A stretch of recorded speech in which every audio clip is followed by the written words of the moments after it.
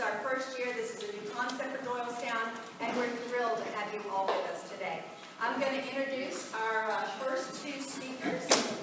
We have Gary Zenker, who is a business and marketing and an award-winning fiction writer. He founded and runs two Chester County Writers Group. The Mainline Writers Group is now in its 9th year, and the Wilmington-Chadds board is in its 7th year. Gary has facilitated more than 100 critique sessions and written pieces on how to improve those kind of sessions for both the author and the audience.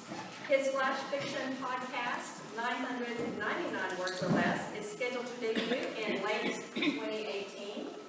Okay, we're going to hold him to it.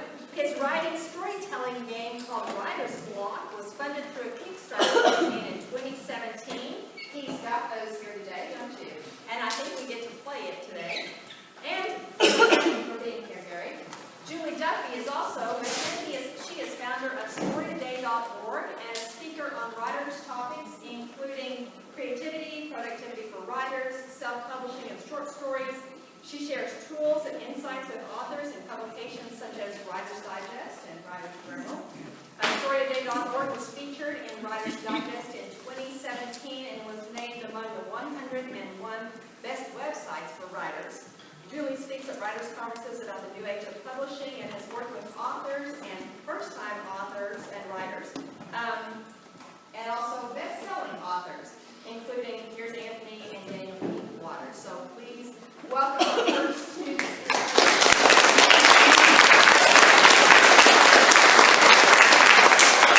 It is so cool to see a whole room of people who are interested in writing.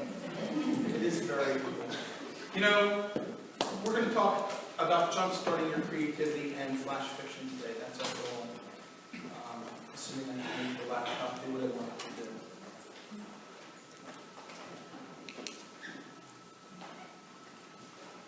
So I'm going to ask you, where does the story or your story come from? It could come from an idea that you had in your sleep. I know that there's a famous movie producer, it was Spielberg, who talked about that he gets ideas in his sleep. Maybe it comes from a single line in a book or a movie. Maybe it comes from a sign you see when you're walking someplace.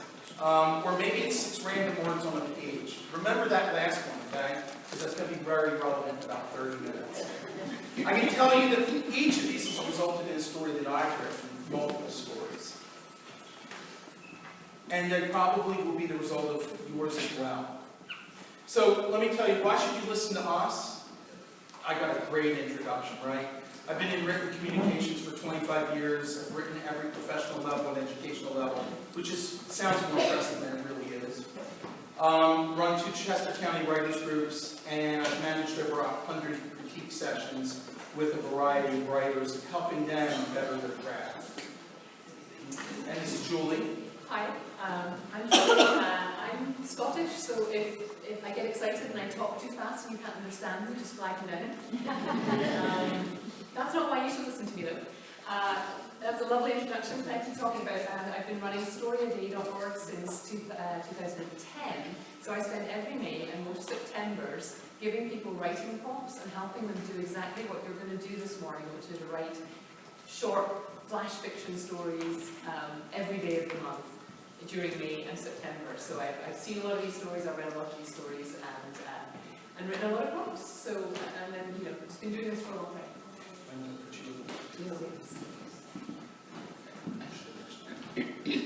So what are we going to do today? We're going to show you a way to jumpstart your craft, your creativity, crash through your writer's block if that happens to be one of your issues. And the last half of this session, we're going to play a really fun game that's going to help you do all that.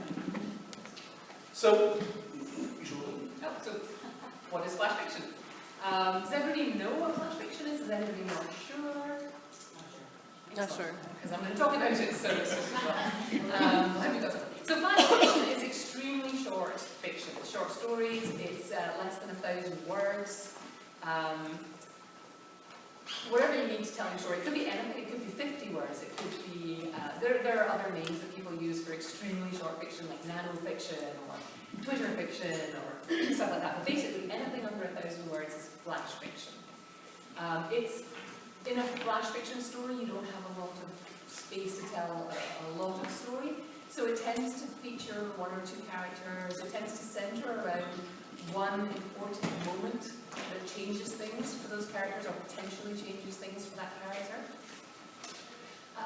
It creates an emotion in the reader, like all good stories should do. You want to invite your readers along with the protagonist, and you want to evoke emotions in your readers because they will then be invested in your story and remember your story.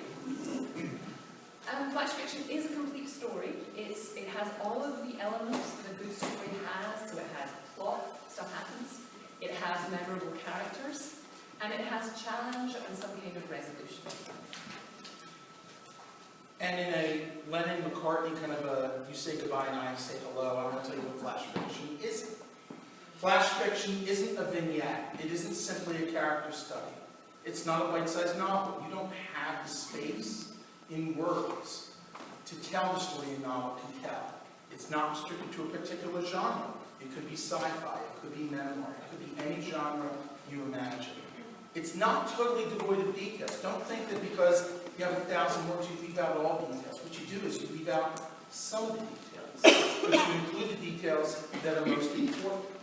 And it's not a setup for a punchline. It is not, the story is not disposable to get to that last line if it's well written. One of the reasons that I like to encourage people to write flash fiction is that it's brief.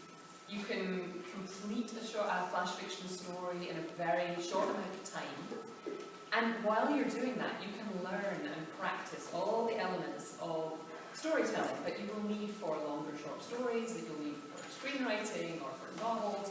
All of those things are in short stories, and by doing a flash fiction or a short story, you learn the difference between coming up with an idea for a story and developing that idea and taking it all the way to the end and seeing the shape of the story. So even in these tiny little flash fiction flashes, you can do all of those things. You can finish it in a single sitting if you want. You can certainly go back in later and edit and revise, or you can write it over several sittings if you only have a little amount of time. But it's very feasible to take a flash fiction idea from beginning to end in one sitting. And in fact, we're going to do that in an extreme version of that in a little bit. And I would argue that as with poetry, these constraints can actually help you to limit your story to 1,000 words, to one or two characters, to one incident in somebody's life. Actually breaks open your brain, and it brings forth much more creativity. If you have all the choices in the world and you could write any length and about as many characters as you want, that can become a little paralyzing. So having these limits of 1,000 words, tiny story, really can help make you a better writer. You get to practice everything. It also lowers the stakes for you, again, as well as getting paralyzed by the choices available if you're writing a novel. You also can get overwhelmed. You have to, every story element has to support all the other story elements. You've got all these characters and you've got all this tension that has to build over 100,000 words. And so this is much lower stakes. You're writing something, it's almost like origami. These can be disposable. You're not investing so much time. You're still getting writing practice, and you're still learning, and you're still getting that kick from finishing a story, which gives you a little check mark, a little gold star in your brain that says, yes, I'm a writer. And the other thing that you can do with these stories, you can test whether a story is worth telling. You might have an idea for a story, but you don't really want to spend a year writing a whole story if you've no idea if it's going to interest you. If you write a tiny little story like this, and you get excited about it, then you're like, oh, maybe there's more to this. So, lots of stuff you can do with Flash. So, I like to talk about, compare flash fiction to Swiss cheese. Because in flash fiction, you're often leaving you're often leaving a lot of holes in the story on purpose. If you place them correctly, the story holds together. The reader fills in the holes for themselves. If you put them in the wrong place, the whole story falls apart, just like the cheese would if it were all holes in their substance. So there is a lot of skill involved and a lot of choice involved with where you put those holes, where you put the detail, and where you decide not to put the detail. So, and that was the first one. Let's try this. So I want to spend a little bit of time. So, I'm going to spend a little bit of time talking about the elements of any great short story to give you some things to think about as we go into writing exercises in a few minutes. Any short story needs three elements. It needs plot, it needs characters, and it needs great language. So I'll start talking about the plot, because this is where everybody tends to start, is tends to say, all right, so I'm going to write a story, and I need to think about stuff that's going to happen, and it needs to be interesting and exciting, and people interested in tension, and what's the stuff going to be, what's going to happen in my story. I'm going to argue that that's kind of the wrong way to think about it. Because yes, you have to have stuff that happens in your story. There are verbs, there are events, things happen. But all of that stuff should grow out of your character. So you might have a premise for a story, but if you need a character, and the character has to have something that they want. They have to have a desire. And it's only when that desire rubs up against something opposing the desire that you get some conflict. And conflict's where the interesting stuff is. It's not always comfortable, certainly in life or in stories. Conflict is not a comfortable thing, but it's where the fun stuff happens. It's where the interesting things happen. It's where the plot of your story grows. And if you think about this at the beginning, you won't ever have to worry about the plot of a story. You won't ever have to worry about what happens next, because you know your character. And you know that if this particular character runs up against this particular problem, these things are going to happen. So I would encourage you to start every story by thinking about your character, what they want, and what it is that's standing in their way.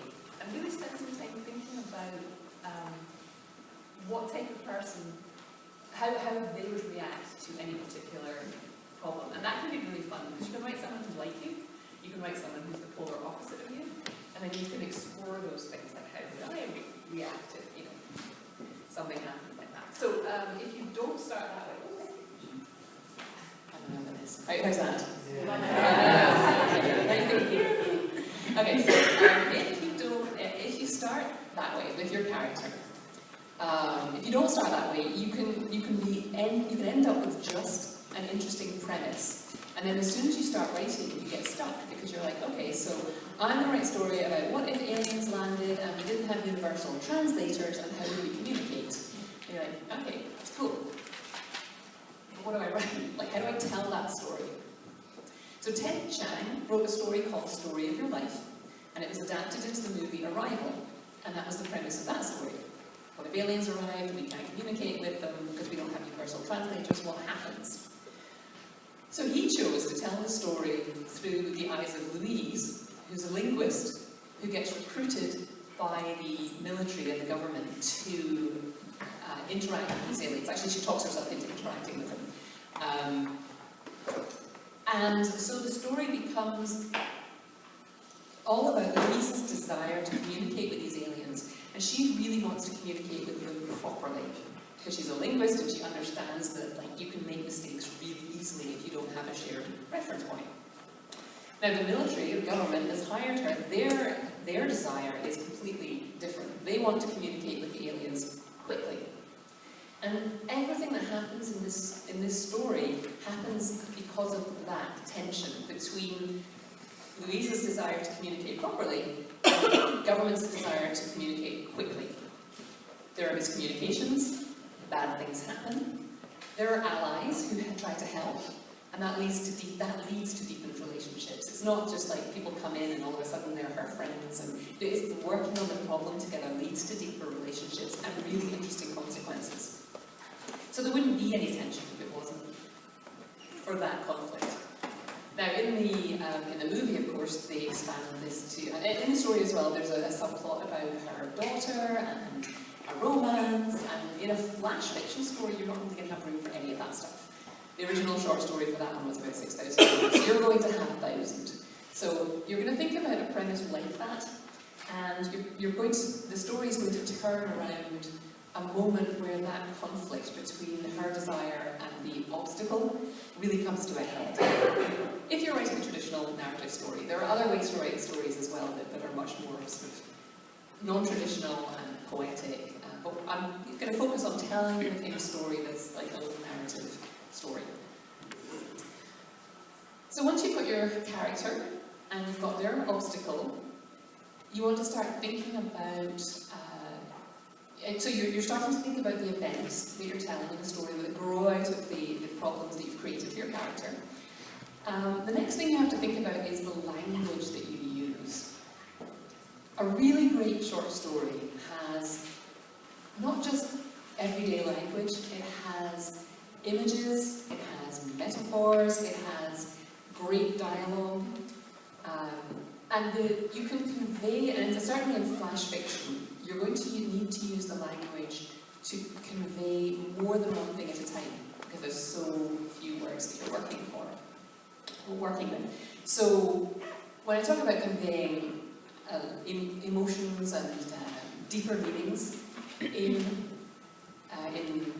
fewer words, this is a really useful with flash fiction because you've got so few words, and it's difficult to do on your first draft. So I'm going to premise this by saying it's difficult to do this on your first draft. I would say, anytime you're writing a flash fiction story, you shouldn't worry too much about the length in the first draft. Just write it. But as you go back into editing, you want to make sure that you're going to end up needing to cut words out. So you can do things like cutting out all the descriptive writing that is not necessary. So anything that's not painting a picture, you can cut out. So you cut out most of the she says, she thought, she felt, that kind of thing. You can certainly cut out things things like she said angrily. You're not going to say that. Like, for example, you could have a little bit of a story where somebody says, "Why did you say that, Jack?" Elizabeth asked angrily as she walked into the house. That's kind of blah, and it's a lot of words. Instead of that, you could say, "What the heck, dude? Liz stormed through the front door." That's a lot fewer words, and you get much more sense of who Liz is, how she talks, what's going on. I don't have to tell you any of that stuff. You're like, "Oh, I know what's happening here." So that's what you want to be trying to do with your language. And some of the tricks are things like dropping the she says, dropping the I. That's why everyone talks about don't use all the ly words. Try and find another way of saying it. In flash fiction, your language can be almost poetic. You can think like a poet, but also like a storyteller. So allow your language to say more than one thing at a time. In a flash fiction story, you probably really only need one vivid metaphor in your story, or one vivid image in your story. And I would argue that in flash fiction that you do want to have some vivid image, because it's flash fiction. It's not just flash in that it's short and you've written it in a flash. It's meant to flash in our brains and leave us with an impression of your story after we leave. So if you can get one moment in your story where there's something very visual or something really that evokes a really strong emotion, that's all you need to do. You don't need to write lots and lots of those things, you just need one overriding image. So back to dialogue.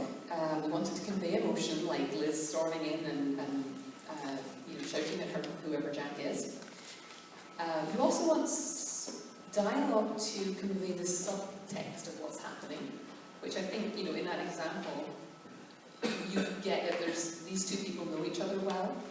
I don't need to tell you that they've known each other for a long time, because you don't talk to people that you don't know like that. So there's subtext in there. Things to remember about dialogue as well. We don't make speeches. These are not plays. People in real life conversations don't go back and forth. They don't really listen to each other. Someone's talking to you, chances are you're formulating your answer as they're talking. It's the rare person who doesn't do that, and you probably can think of somebody who's a really great listener, because they don't do that. But in stories and in life, people don't make speeches. They don't go back and forth and answer your question, the question you asked. They have their own reason for saying things.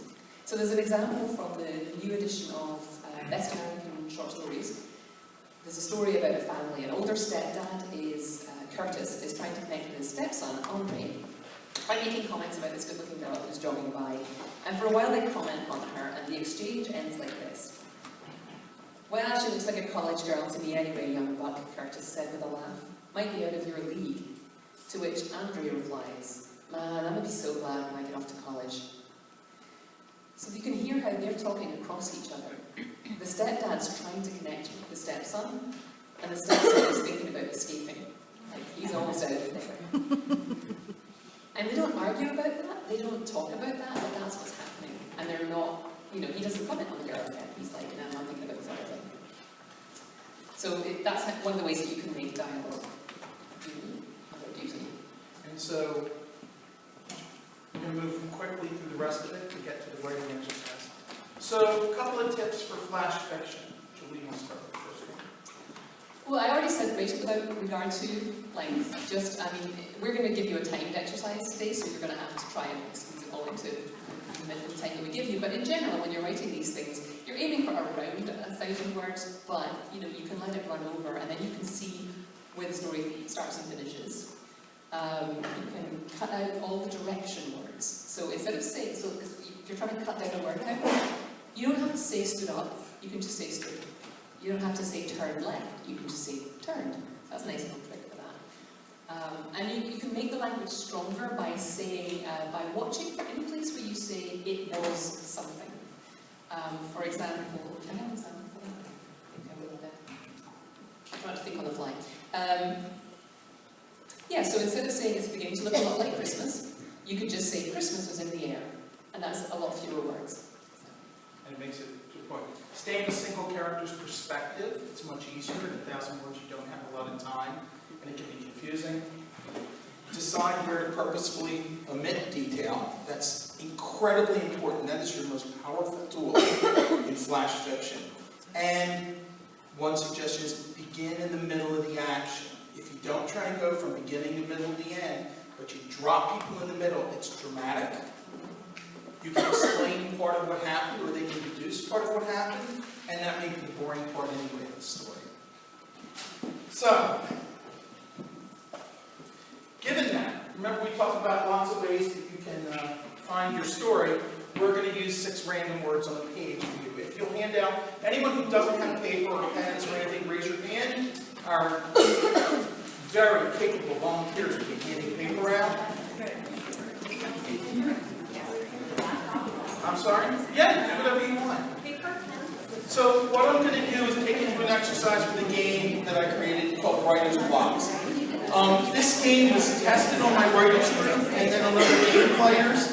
And I didn't realize, I thought it was a writer's tool. My writer's group said, no, it's a game. And I corrected them. I said, no, it's not a game. It's a writer's tool. And like most things, they educated me. If you make the round short enough, it's a game. So I'm just going to tell you that the way this works normally is you have 20-sided dice, you have a big grid of words, and you roll the dice, and you pick the numbers that match the color of the dice, and you get 6 prompts that don't go together. That's the fun of it, is they don't necessarily go together. And each grid has 6 million possibilities, so the odds of getting the same words twice are pretty slim. The topics we're going to use today are genre, timing, object, setting, character, and event. Does everyone have paper and pen? I'm going to ask you, you can go off the screen in this case. You don't have to write them down if you don't want to. Your goal is to take all of these and create a short story. Now, the good news is, you're not going to be able to use any of the things that Julie talked about today. Right? Because you're going to have to write really fast, because you're only going to have 6 minutes. That's how long you have to create a short story. What you can do is start to think about the kinds of things you said. Memorable character, plot with a problem, some kind of resolution. Those are the things that you're going to have to react to very quickly when you see these words and go, oh my God, what am I going to do with these? I've pre-rolled the dice. And so the words that come up, the genre is mystery, the timing is 1940s, the object is a jetpack, the setting is San Francisco, the character is Abe Lincoln, and the event is boat launch. And these come really from the game. And this was actually one of the things that we rolled one time when we played this game. So, sorry, go backwards. What do you do? Oh, you are going to have to write them down, I'm sorry. Yeah. Because I'm going to have to go forward in the slides. So I'm sorry, Mystery, 1940s, Jetpack, San Francisco, Abe Lincoln, and boat launch. Okay, do you guys have that down? Can I move on? Yeah, time's up, sorry. It's kind of like the game. Okay, got it? Okay, you have 6 minutes. I want to remind you of a couple clues. Begin in the middle of the action if you can. Pick 1 or 2 words to center your story on to begin with. This is not about perfection. It doesn't have to be perfect. And embrace ridiculous connections because laughs are as good as gasps in flash fiction when you play this game. Okay? Go ahead, you have 6 minutes. And brave people are going to read theirs at the end.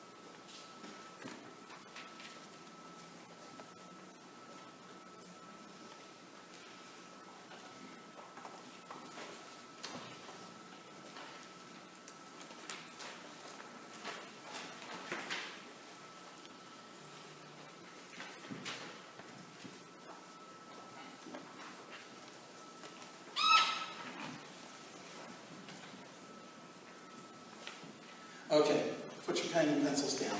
So I want to tell you we took it easy on me. Because in the game, not only is there 6 minutes, but when I did testing on this, there were a group of people who said, after the 3rd round, they said, yeah, this is kind of easy. Can you make it harder? I said, what do you want? Like an FU card in the middle of it? And I said, yeah, we'll do anything you tell me. So there's a plot twist. I needed something nicer. There's a plot twist in the middle where I stopped it in 3 minutes and say, okay, now we're going to throw a wrinkle into the story that you've already started telling that you have to deal with. So, but we were nice to you guys. So, what's interesting about this is, if you didn't finish your story, it's okay. In fact, all of it's okay. What we'd like to do is, anyone who wants to share what they wrote, we'd like to walk around and have a couple of you read it, because the comparison of what you've written compared to what someone else wrote, and how they use the prompts and how they use language, is really, really inspiring. So, Julie's going to walk around. Someone raise your hand and tell us you want to share. All right, it's first time by someone. Thank you. Abe breathed slowly and deeply, walking up the steep street near the Coit Tower. It was his last night before shipping out to Guam in the fight against the Japanese incursion in the Pacific. His steps and musings took him to the harbor area and the Navy base he could see behind the walled-off area. Suddenly, a strange noise focused his attention on a sight he couldn't believe. A figure slowly levitating off the ground with a large pack on his back. And that's as far as I got. Very good. This guy was named after Abe.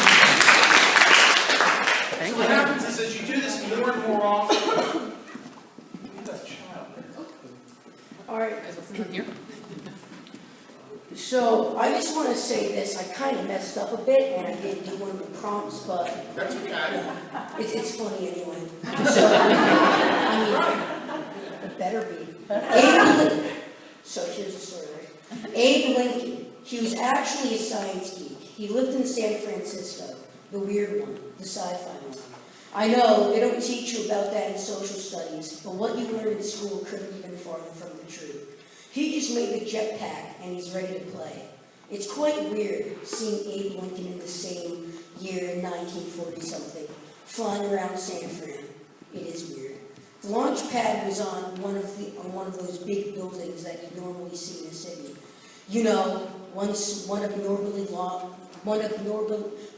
abnormally large spire out of, say, 50 gargantuan abominations of modern architecture. So he's on the landing pad with his buddies. They just about how this geek is going to fly around the city and probably fall and, die. But before they could finish, a juvenile, and I can't finish. Awesome.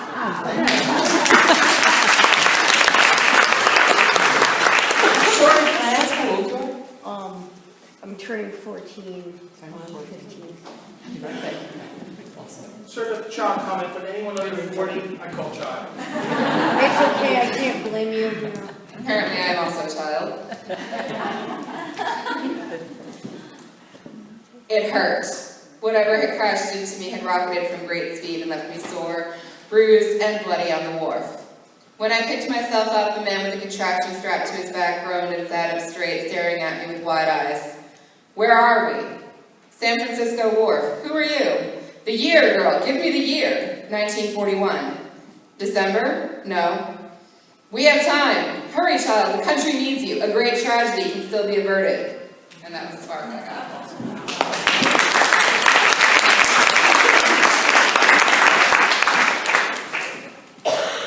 Tough acts to follow.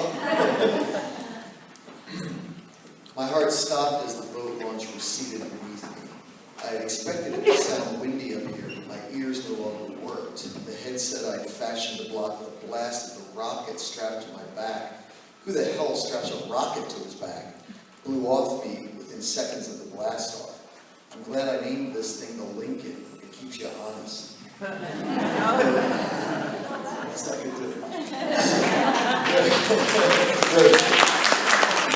The revelers were still on the bridge. Everyone knew the 10th anniversary of the Golden Gate's construction would draw a crowd, but no one knew it would be so huge. What a stupid idea to think I might use this newfangled thing to spot the killer from the air. Then I saw a car fishtail on a tight turn in Mendocino. It corrected itself and sped away. Away at the height of the party, I turned west. It's really fun when people screw with the rules, right? Say, well, I'm not going to use Abe Lincoln, but... And that's totally legitimate. That's a legitimate way to work it in. We have time for one or two more.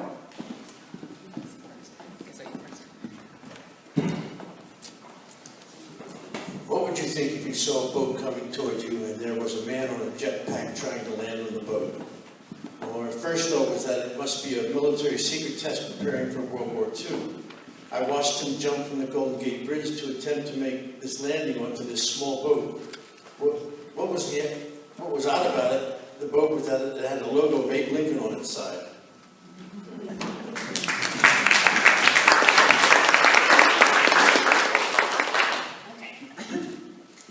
The foghorn sounded off in the distance, startling me from my daydream. The fog was thick, and the line toward the flyaway had begun to thin. I looked around one last time, gauging the distance between the Golden Gate Bridge and the dock. This was definitely the spot. I took my place in line and gripped the briefcase tight. Everything I'd ever worked for, encased in its leather body. The boat rocked dangerously, and folks bustled with excitement for its maiden voyage. A perfect distraction. I looked around once more for my partner, an honest Abe type fellow. The handoff was scheduled for noon. So, what's important is it takes a lot of bravery to sit immediately and write, and it takes a lot of bravery then to read it in front of other people because you haven't had time to polish it, you haven't had time, you're not sure if it's good. So you all deserve a congratulations for participating in the exercise. Those of you who read it out loud, thank you very much. This wasn't an ad specifically for this game, but I developed the game because of the writers groups I run. And when Julie has come and spoken at the groups, she's a member of the group, but she's also a featured speaker, she does these exercises. And what I wanted to do is turn it into something that that writers could use, that would give them unlimited prompts and really challenge them. In the end, I've got games here for sale today if you want them. And you can alter the rules, right? The rules are just one set of suggested rules, but sometimes writers can use it and complete a full story. You can use it as a party game. You can use it for whatever you want. You can certainly find prompts everywhere in life. But what we want to do is thank you very much. Well, I also want to point out before we wrap up just how I hope that one of the things that I love about this exercise is that you all see how 6 words created all those different stories, completely different styles, completely different subjects, and one of the little nagging voices in writers' heads tends to be, who am I, what have I got to say, it's not going to be original, it's not going to be important. And we've just demonstrated to you that you are all individuals, no matter what Monty Python says. So never worry about the stories been told before, because only you can tell it the way that you can tell it. So yay you. So thank you very much.